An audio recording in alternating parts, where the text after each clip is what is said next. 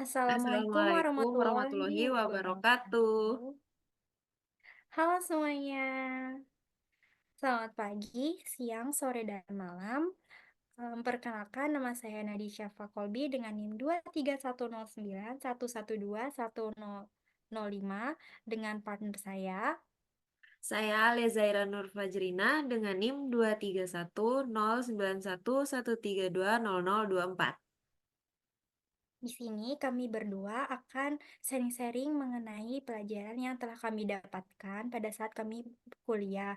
Di sini materi-materi yang akan kami bahas itu ada organ reproduksi manusia, yaitu dari organ reproduksi pria, organ reproduksi wanita, serta fungsi seksualnya. Mungkin tanpa basa-basi lagi membuang waktu, kita langsung ke slide berikutnya ya. Jadi, mengapa Oke. sih penduduk bertambah banyak dan bagaimana hal ini bisa terjadi?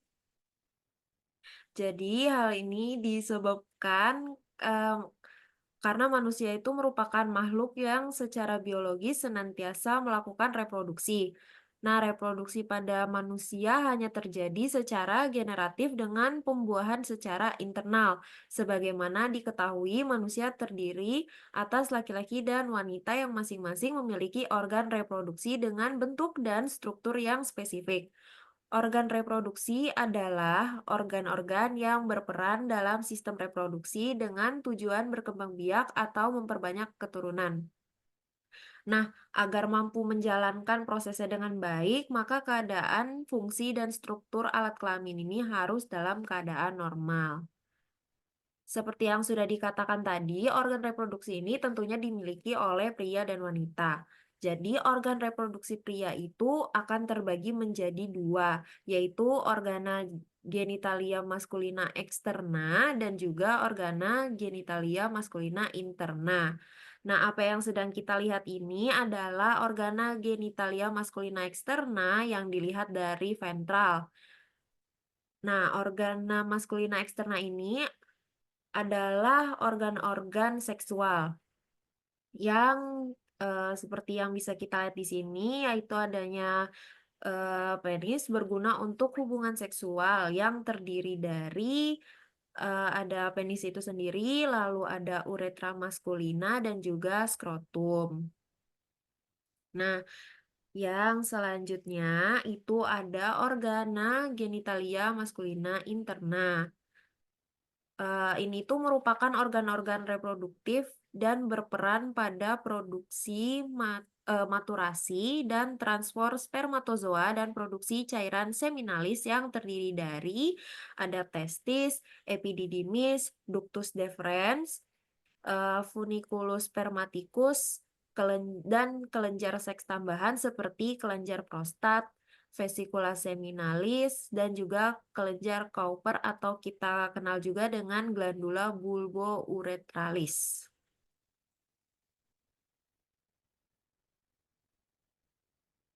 Oke, setelah kita ketahui organ-organnya secara umum, di sini kita akan bahas mengenai organ-organnya secara detail ya teman-teman. Aku mulai dari slide ini, di mana ini adalah gambar penis, sebuah penis, di mana di ujung distal penis itu akan membesar untuk membentuk yang dinamakan glans penis dan memperlihatkan rigi atau disebut dengan corona glandis pada dasarnya. Kemudian pada saat keadaan flaccid, glans penis ini akan ditutup oleh wahnya atau yang biasa disebut dengan preputium yang dihubungkan oleh preputii. Kemudian yang selanjutnya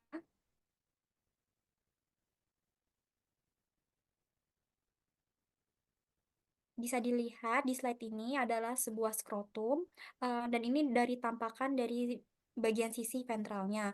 Nah, ketika skrotum dibuka dan penis dipotong di bagian depannya, akan terlihat radix penis yang menempel pada dinding tubuh anterior yang dihubungkan melalui ligamen fundiforme penis superficialis dan juga ligamen suspensorium penis dalam. Nah, kemudian pada bagian dalam skrotum akan dibagi oleh septum yang pada bagian luarnya itu berhubungan dengan trapez skrotum kulit. testis dan funiculus spermaticus ini memiliki penutup-penutup seperti kulit skrotum, kemudian ada tunika dartos atau sebuah lapisan subkutan dengan otot polos. Kemudian ada fascia spermatica externa yang merupakan kelanjutan dari fascia abdominalis superficialis. Kemudian juga ada otot, yaitu yaitu adalah musculus cremaster dengan fascia cremasterica. Kemudian yang terakhir itu ada fascia spermatica interna yang merupakan kelanjutan dari fascia transversalis. Selain itu, pada testis juga dilapisi oleh tunika yang bernama tunika vaginalis testis yang terdiri dari lamina parietalis externa atau nama lainnya itu adalah periorchium. Kemudian dan juga ada lamina visceralis dalam yang namanya adalah epioricum. Keduanya ini, kedua lamina ini akan dihubungkan oleh mesoricum dan diantaranya akan membentuk sebuah kavitas yang bernama kavitas serosa scroti. Mungkin bisa ke slide selanjutnya. Nah, yang berikutnya ini ada testis dan juga epididymis yang dilihat dari sisi sebelah kanan. Testis itu bisa dilihat berbentuknya itu seperti telur dan memiliki ukuran 4 kali 3 cm dengan beratnya itu biasanya 20 sampai 30 gram. Nah, testis ini memiliki polus superior dan juga inferior. Dia itu seperti ekstremitas superior dan inferior. Letak epididymis ini sendiri, dia berdekatan dengan sisi superior dan dorsal. Testis em, testis menempel melalui ligamen superior dan juga inferior yang disebut juga dengan ligamen epididymis superius dan juga ada ligamen epididymis inferius. Nah, epididymis ini juga memiliki bagian-bagiannya. Jadi, dia itu memiliki kepala atau kaput, badan atau korpus, dan juga ada ekornya atau cauda yang nantinya akan berlanjut sebagai ductus deferens. Nah, berikutnya lagi ini itu adalah testis dan epididymis yang dilihat dari potongan sagital yang dilihat dari sisi kanan. Pada bagian ini itu terdapat tunika albuginea yang dia itu padat dan mengelilingi testis dan juga dia itu ada membentuk eh, sekat-sekat atau septa ke dalam parenkim dari testis dan membagi parenkim tersebut menjadi 370 lobulus atau kita sebut juga sebagai lobuli testis. Nah, tubulus seminiferus dalam lobulus tersebut adalah tempat di mana diproduksinya sperma. Terdapat juga yang namanya jaringan interstitial yang ada di antara tubulus seminiferus yang mengandung testosteron dan menghasilkan sel-sel yang dinamakan sel Leydig testikular. Di dalam mediastinum testis itu ada struktur neurovaskular yang masuk dan keluar dari testis dan di sini tubulus seminiferus itu berhubungan dengan kaput epididymis. Ya, selanjutnya. Iya, masih sama dengan testis dan juga epididymis. Eh, Pada testis dan epididymis itu ada pembuluh darah dan juga bisa dilihat dari sisi kanan pada gambar. Di sini testis dihubungkan dengan kaput epididymis melalui saluran kecil yang bernama ductulit efferentes testis. Kemudian epididymis ini sendiri terdiri dari saluran yang melingkar-lingkar dengan panjang sekitar 6 meter yang akan berlanjut sebagai vas deferens atau ductus deferens pada bagian akhir di epididymisnya. Eh, dengan panjang 35 sampai 40 cm tersebut dan ketebalan 3 mikrometer, vas deferens ini terletak di dalam funiculus spermaticus dan akan berjalan melalui yang namanya kanalis inguinalis ke aspek dorsal dari vesika urinaria. Kemudian, bagian terminal vas deferens ini akan bergabung lagi dengan saluran eh, eksekretorius dari vesicula seminalis untuk membentuk lagi sebuah ductus ejaculatorius yang akan masuk ke dalam pars prostatica uretra dari laki-laki. Kemudian, testis dan epididymis ini dipendarahi oleh arteri testicularis dan juga di dipersarafi oleh plexus vena atau yang disebut dengan plexus pampiniformis. Bisa ke next selanjutnya. Nah, ini adalah sebuah gambaran pada testis dan epididymis, tapi bedanya dalam potongan melintang dan juga dilihat dari kranial. Jadi di sini teman-teman bisa lihat yang bagian-bagian yang kami sebutkan tadi secara lebih detailnya. Bisa ke slide selanjutnya. Nah, di bagian sini itu ada lagi yang namanya glandula vesikulosa dan juga prostata. Ini tuh dilihat dari bagian kranial dan juga potongan median. Ini itu termasuk ke dalam kelenjar seks tambahan. Nah, kelenjar seks tambahan itu tadi yang seperti udah disebutkan, itu tuh ada kelenjar prostat. Nah, kelenjar prostat ini kelenjar yang tidak berpasangan di bawah dasar dari vesika urinaria. Kelenjar prostat ini biasanya berukuran 4 kali 3 kali 2 cm. Dan biasanya itu dia beratnya itu 20 gram dan memiliki dasar di superior dan apeks di inferior. Kelenjar prostata ini terdiri dari lobus dexter dan juga lobus sinister yang dibatasi oleh sulcus yang kecil dan juga lobus medius. Kelenjar prostat ini mengeluarkan sekresinya ke dalam uretra yang nantinya itu berjalan di bagian tengah atau kita sebut juga dengan pars prostatica. Nah, selanjutnya ada lagi namanya vesicula seminalis atau glandula vesikulosa. Glandula vesikulosa ini adalah kelenjar yang berpasangan pada bagian dorsal vesika urinaria. Nah, vesicula seminalis ini adalah kelenjar yang berbentuk oval memanjang yang biasanya ukurannya itu 5 kali 1 kali 1 cm dan ductus excretoriusnya bergabung dengan ductus deferens untuk membentuk ductus ejaculatorius dan menuju ke dalam pars prostatica uretra. Yang selanjutnya lagi ada kelenjar Cowper atau glandula bulbouretralis. Kelenjar ini itu berpasangan yang dia itu letaknya ada di dalam otot perineal. Nah, ductus excretoriusnya itu dari kelenjar Cowper ini dia berukuran seperti kacang-kacangan yang masuk ke dalam pars spongiosa uretra. Vesicula seminalis dan kelenjar prostat ini menghasilkan komponen cair ejakulat yang memberi nutrisi untuk spermatozoa.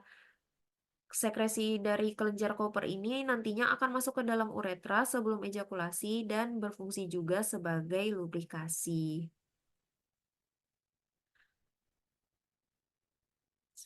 Ini juga tadi gambar dari glandula vesikulosa dan juga prostatanya. Lalu yang selanjutnya ada vaskularisasi dari eh, organ reproduksi laki-laki ya.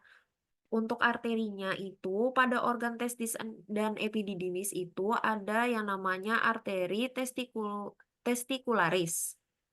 Dia itu asalnya dari aorta abdominalis. Lalu pada organ vas deferens dia itu terdapat arteri ductus deferentis dan biasanya itu dia dari arteri umbilicalis. Pada organ funiculus spermaticus atau musculus cremaster itu ada namanya arterinya itu sama seperti nama muskulusnya yaitu arteri cremasterica yang dari arteri epigastrika inferior. Yang terakhir kelenjar seks tambahan, itu terdapat arteri vesikalis inferior dan juga arteri rectalis media yang dia itu asalnya dari arteri iliaca interna.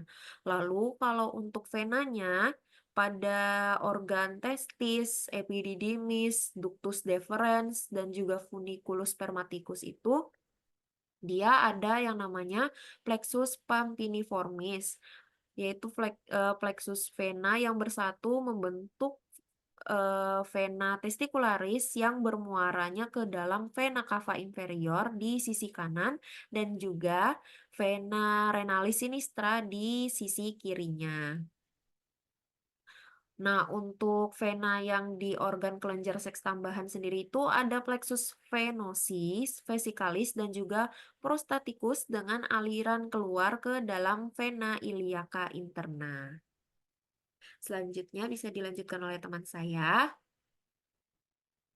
Oke, setelah kita mempelajari tentang organ reproduksi pria, di sini kita lanjut ke organ reproduksi wanita ya. Eh, Pada organ reproduksi wanita ini, sama seperti laki-laki atau pria dengan sebelumnya itu terbagi menjadi dua, yaitu ada organa genitalia feminina externa dan juga ada organa genitalia feminina interna. Nah, yang kita bahas pertama itu yang eksternal terlebih dahulu ya. Dan pada PPT ini bisa dilihat adalah bentukan dari kaudalnya. Nah, genitalia eksterna ini disebut juga dengan vulva, ya, di mana genitalia eksterna ini merupakan suatu organ seks yang berfungsi untuk pada hubungan seksual. Nah, genitalia eksterna ini terdiri dari mons pubis, labia majora pudendi, kemudian ada labia minora pudendi, kemudian ada klitoris, kemudian ada vestibulum atau namanya vestibulum vagina, kemudian ada namanya glandula vestibularis majores atau namanya adalah kelenjar Bartholin, dan juga ada glandula vestibularis minores. Em, Vestibulum ini akan memanjang ke himen pada ostium vaginanya yang terdapat pada ostium uretra externum. Bisa next slide, Kak. Oke, nah organa genitalia eksterna ini masih dalam kaudalnya tapi lebih dalam karena setelah diangkat fascianya dan struktur-struktur neurovaskularnya, em, di sini akan ada labia majora yang terdiri dari corpus cavernosum vestibulum atau nama lainnya itu adalah bulbus vestibuli. Kemudian bisa dilihat di labia minoranya akan mengelilingi si vestibulum tadi atau si vestibulum vaginanya, dan di si labia minora ini akan berlanjut ke bagian anterior sebagai frenulum clitoridis untuk menuju ke glans clitoridis. Kemudian ada lagi yang namanya kelenjar vestibular atau nama lainnya glandula vestibularis majores atau nama lainnya lagi itu ada kelenjar Bartholin beserta juga dengan glandula vestibularis minores itu akan masuk ke dalam vestibulum dari sisi lateralnya. Nah, klitoris itu sebenarnya apa sih? Nah, klitoris itu adalah sebuah organ sensorik untuk membangkitkan gairah seks pada wanita. Kemudian ada corpora cavernosa clitoridis yang akan membentuk menjadi corpus clitoridis dengan glans clitoridis pada ujung inferiornya. Crura clitoridis ini melekat pada rami ischiopubica inferior dan akan ditutupi oleh yang namanya otot musculus ischiocavernosus pada kedua sisinya. Kemudian akan ada namanya musculus bulbospongiosus yang fungsinya itu sebagai penstabilan dalam bulbus vestibuli. Kemudian organisasi penis dan klitoris berdasarkan perkembangannya itu sebenarnya sama, termasuk dengan adanya preputium atau nama lainnya itu adalah preputium clitoridis. Jadi mekanisme pengisian korpus cavernosum dan proses ereksi itu sama pada kedua jenis kelaminnya. Boleh next slide. Nah, yang Nah, selanjutnya itu ada organa genitalia feminina interna. Dia itu terdiri dari vagina, uterus, tuba uterina, dan juga ovarium.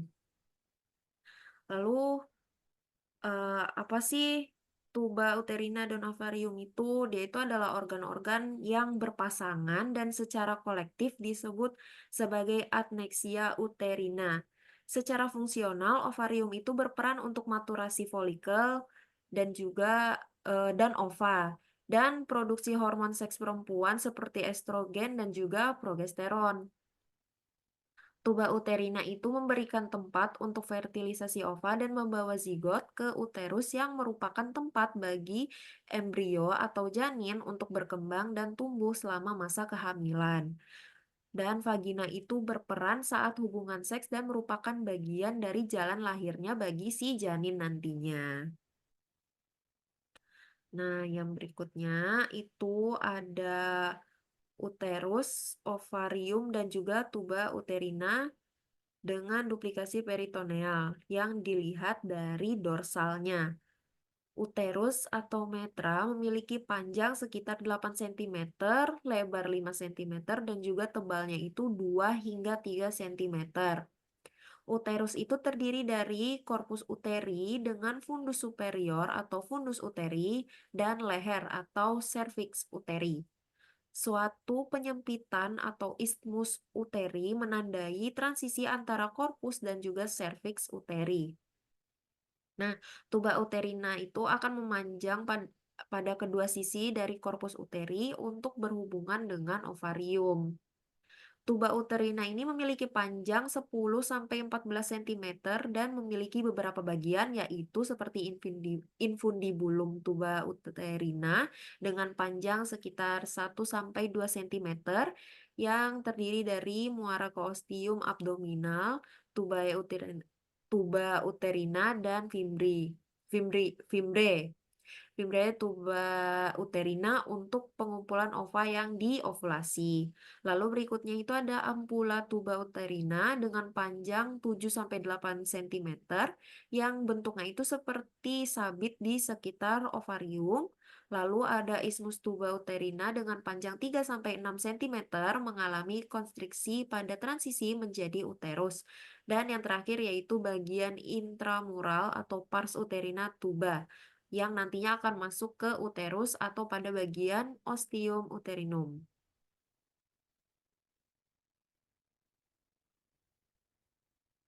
Lalu ovarium itu berukuran 3 kali 1,5 kali 1 cm dan berbentuk oval dan dibedakan menjadi ekstremitas tubaria dan juga ekstremitas uterina. Mesovarium melekat pada tepi anterior atau margo mesovaricus, tetapi tepi posteriornya atau margo liber bebas. Uterus, tuba uterina, dan ovarium berada di intraperitoneal sehingga masing-masing memiliki duplikatur peritoneal yang dilapisi oleh tunika serosa. Nah, ligamen dan pelekatan berikut ini memiliki relevansi dengan prosedur bedah ginekologis, yaitu kayak seperti ada ligamentum latum uteri, yaitu ligamen yang lebar sebagai lipat peritoneal frontal, lalu ada mesovar dan mesosalpinx, yaitu duplikatur peritoneal ovarium dan juga tuba uterina yang dihubungkan dengan ligamen latum. Lalu ada ligamen kardinal atau ligamentum transversum cervicis, yaitu jaringan ikat yang menghubungkan serviks dengan dinding pelvis lateral dan juga ligamen rectouterinum atau istilah klinisnya itu ligamen sacrouterinum, yaitu jaringan ikat yang menempel pada serviks di dorsal. Ada juga ligamen teres uteri atau istilah klinisnya ligamen rotundum, ligamen bundar yang berjalan dari taut uterotubal melalui kanalis inguinalis menuju labia majora. Ligamen ovarii proprium itu ligamen ovarium yang menghubungkan ovarium dan uterus. Lalu selanjutnya ada ligamen suspensorium ovarii atau istilah klinisnya yaitu ligamentum infundibulopelvicum yang menghubungkan ovarium dan dinding pelvis lateral membawa arteri dan juga vena ovarica. Oke, kita lanjut ke bagian uterus, vagina, ovarium, dan tuba uterina. Nah, di PPT ini kalian bisa langsung lihat keempat bagian tersebut ya. Dan ini juga merupakan potongan frontal yang dilihat dari sisi dorsal. Nah, di sini akan ada ruang di dalam uterus yang dibagi menjadi kavitas uteri yang terletak pada dalam korpus uteri dan kanalis cervicus uteri di dalam cervix uteri. Kemudian, bagian bawah dari serviks itu masuk ke dalam vagina dan dikenal dengan namanya portio vaginalis cervicis. Pada bagian atasnya adalah portio supravaginalis cervicis. Vagina ini adalah organ muskular berongga dengan panjang sekitar 10 cm dan vagina ini letaknya di subperitoneal. Pada vagina ada namanya fornix vagina yang mengelilingi portio vaginalis cervicis. Pada permukaan dalamnya, baik dinding bagian anterior maupun posterior, atau nama lainnya paries anterior dan juga paries posterior, vagina akan memperlihatkan lipatan mukosa transversa, atau lipatan ini sebutan nama lainnya adalah rugae vaginalis. Pada potongan frontal juga akan memperlihatkan struktur dinding dari uterus, di mana struktur dinding uterus ini terdiri dari lapisan mukosa dalam, yang atau nama lainnya itu adalah tunika mukosa, atau nama lainnya itu juga bisa disebut dengan endometrium. Kemudian dilanjutkan dengan lapisan otot yang kuat, di mana otot-ototnya ini dominan, dengan nama lain itu adalah tunica muscularis atau namanya myometrium. Dan otot-otot ini berupa otot polos. Dan lapisan yang paling luar itu adalah lapisan peritoneal atau yang biasa disebut dengan tunika serosa atau yang nama lainnya itu adalah perimetrium. Bagian yang tertanam dalam stroma ovarium itu adalah ovoliculi, ovariki yang berisi ova dan yang akan berkembang menjadi korpus luteum setelah masa ovulasi. Nah, folikel dan corpora lutea akan menghasilkan hormon seks pada perempuan, yaitu seperti hormon estrogen dan juga hormon progesteron, yang fungsinya itu untuk mengatur diferensiasi yang bergantung siklus pada endometrium. Bisa next ke slide selanjutnya. Nah, kemudian di sini kita akan membahas tentang eh, vaskularisasinya. Nah, untuk vaskularisasi pada organa genitalia feminina baik interna maupun juga eksterna itu eh, organa genitalia feminina pada bagian interna itu diperdarahi oleh 3 pasang arteri. Nah, arterinya itu adalah seperti pada uterus itu akan diperdarahi oleh arteri uterina yang merupakan sambungan dari arteri iliaca interna dengan ramus helisini. Kemudian ada ovarium, itu akan diperdarahi oleh arteri ovarica yang merupakan cabang dari aorta abdominalis dan juga arteri uterina dengan ramus ovaricus. Kemudian ada tuba uterina yang akan diperdarahi oleh arteri uterina dengan ramus tubarius dan juga arteri ovarica. Dan terakhir pada vagina itu sendiri akan diperdarahi oleh arteri vaginalis yang merupakan kepanjangan dari arteri iliaca interna dan juga arteri uterina dengan ramus vaginales. Selain arteri tadi, akan ada juga aliran balik darah atau vena yang terjadi melalui dua sistem vena. Eh, yang pertama itu ada plexus venosus pada pelvis minor, atau namanya itu adalah plexus venosi uterinus dan vaginalis, dengan aliran ke dalam menuju ke vena iliaca interna. Kemudian ada vena ovarica yang ujungnya ini akan bermuara ke dalam vena cava inferior pada sisi kanan dan juga bermuara ke vena renalis sinistra pada sisi kirinya. Setelah mempelajari organnya, mungkin bisa kita kaitkan dengan fungsi seksualnya. Bisa next slide. Nah, kita masuk ke fungsi seksual. Jadi, fungsi seksual ini sesuai dengan namanya akan memiliki fungsi-fungsi yang berhubungan dengan proses reproduksi atau perkembangbiakannya. Bisa kita mulai dari fungsi seksual untuk organ reproduksi laki-laki terlebih dahulu. Yang pertama, sebelumnya seperti penis, itu adalah suatu organ yang akan menghantarkan sperma atau sel telur ke dalam organ reproduksi wanita. Kemudian ada testis, di mana testis ini fungsinya untuk memproduksi hormon testosteron yang yang ada yang penting dalam pembentukan karakteristik seksual pada pria. Selain itu, testis juga memiliki fungsi sebagai tempat pembentukan atau produksi sebuah sperma. Kemudian, pada epididymis itu adalah suatu tempat di mana sperma nanti akan disimpan dan sperma itu akan sekaligus menjadi tempat sebagai sperma untuk melewati masa pematangan nantinya. Kemudian akan ada kelenjar prostat.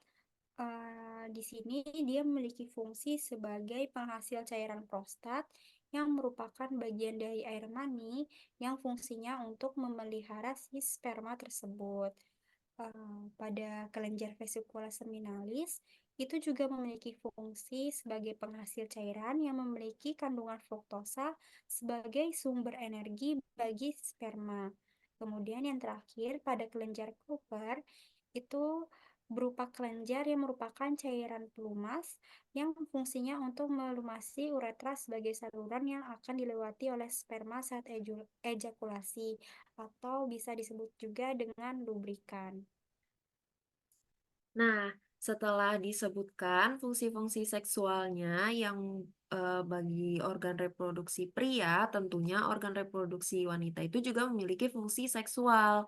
Seperti misalnya ovarium, itu merupakan penghasil dari hormon estrogen dan juga progesteron yang nantinya itu berguna dalam mengatur siklus menstruasi dan juga berguna dalam keberlangsungan dari proses penghasilan dari sel telur. Lalu, tuba falopi itu dia memiliki fungsi sebagai pengarah sel telur yang sudah dibuahi oleh sel sperma atau yang biasa kita sebut sebagai zigot untuk menuju rahim agar dia bisa terjadi implantasi di bagian rahim tersebut dan tumbuh menjadi janin atau calon bayi. Selanjutnya yaitu uterus, yaitu seperti tadi yang sudah dikatakan, itu adalah tempat berkembangnya embrio selama masa kehamilan. Lalu ada vagina. Vagina ini adalah saluran yang menghubungkan organ reproduksi perempuan di bagian dalam atau interna dengan organ reproduksi wanita yang berada di bagian luar atau eksterna. Lalu selanjutnya ada vulva yang memiliki fungsi untuk melindungi organ-organ reproduksi perempuan. Dan yang terakhir yaitu ada klitoris klitoris ini adalah organ yang sangat sensitif dan memiliki fungsi dalam memberi rangsangan seksual. Baik, itulah penyampaian terakhir materi kami. Sebelumnya, kami berdua mohon maaf apabila ada kesalahan baik sikap maupun perkataan selama kami menyampaikan materi. Kami sampaikan juga rasa terima kasih karena teman-teman telah menemani dan menonton video kami. Jadi kami tutup, sampai berjumpa lagi. Assalamualaikum Assalamualaikum warahmatullahi warahmatullahi wabarakatuh. wabarakatuh.